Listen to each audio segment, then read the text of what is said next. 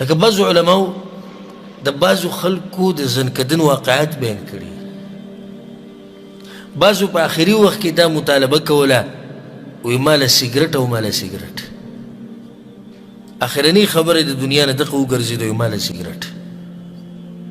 بعض واقعات بیان کړي دي هغه چې په آخري وخت کې د هغه جنۍ نوم اخلي په کوم باندې چې دی مینو او د هغې سره یې رابطه وه زنکدن کې هم د هغه جنۍ نوم علي مرګ وله په دغه ټیم کې راشي ملک الموت ته سه وباسي اخرنۍ خبره د هغه جنۍ نوم کوم باندې چې دی مینو بعض پکې داسې واقعات راغلي دي یو عالم دا واقعه بیانوله چې یو هلک کور کې مور پلار دا خبره کوله چې کور کې و بیا یکدم ورک شو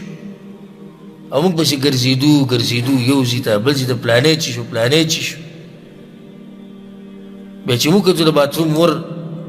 هغه بند وټاله و ور ټکوه ور کولی ونه شو بیا هم پسې ور مات کو چې دله سیچل شوی دننه پروت چې ور مات کو نو هغه یو خو لغړ توغړ و دویم ساعت یې وتې وه دریم موبایل کې لغړ فلم سټارټ و څلورم دا لاس یې په دې خپل ذکر باندې پروت و شهوت یې پوره کوه په دې حال کې هغه په امام کې دننه پروت و په دې حال کې هغه په باتروم کې دننه پروت و ته به ماله څه ګرنټي راکړې وروره چې په دې ګناه کې به تاله مرګ نه راځي ماله به څوک ګرنټي راکړي وما تدري نفس ماذا تكسب غدا وما تدري نفس بأي أرض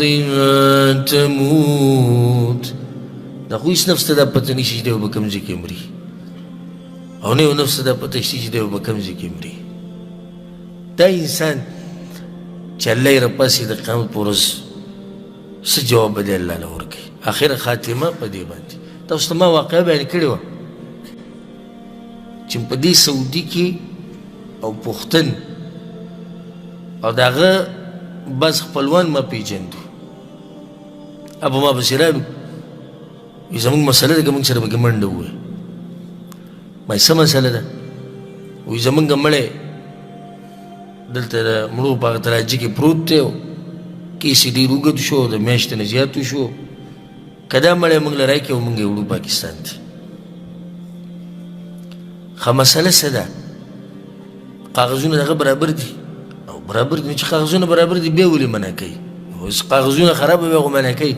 خو ده کاغذونه برابر دي په ده باندې کیس دی نو دا څنګه کیس دی چې دا نه ختمېږي د مرګ سره نو هغه چې ما معلومات وکړو نو دا هلک چېرته د خدامې سره چې ته رابطه جوړه کړې ده فلپینۍ سره او د هغې خواله ورغلی د زنا دپاره نو څنګه چې ده کپړې ویستې دي زنا یې شروع کړې ده دقه زنا په دې منځ کې د ساوتې ده اوس هغه جنۍ نیوی شوې ده او دی هلته پروت دی مړ دی الله ته مخامخ شوی دی ګورې ښه خو کیس د زنا لا چلیږي په دنیا کې د آخرت کیسونه خو ډېر غټ دي بیا ما سوچ کوو چې دلته د ده دا کیس ختم نه شو د مرګ نه بعد دا کیس به په آخرت کې څه ختم شي هلته به دی الله له څه جواب ورکوي چې دی الله ته مخامخ شي او د اخري ساه چې دا اخیسته اخري ساه په دنیا کې هغه د یو پردۍ ښځې سره لګي او د هغې سره یې زنا کوله دا ګناهونه وګورئ په ګناه پسې به ګناه کې په ګناه پسې به ګناه کې او بیا به پکې مړ شي څومره لوی عذاب دی دغه شان یو عذاب هغه دا دی چې د ګناهونو سره به دې محبت پیدا شي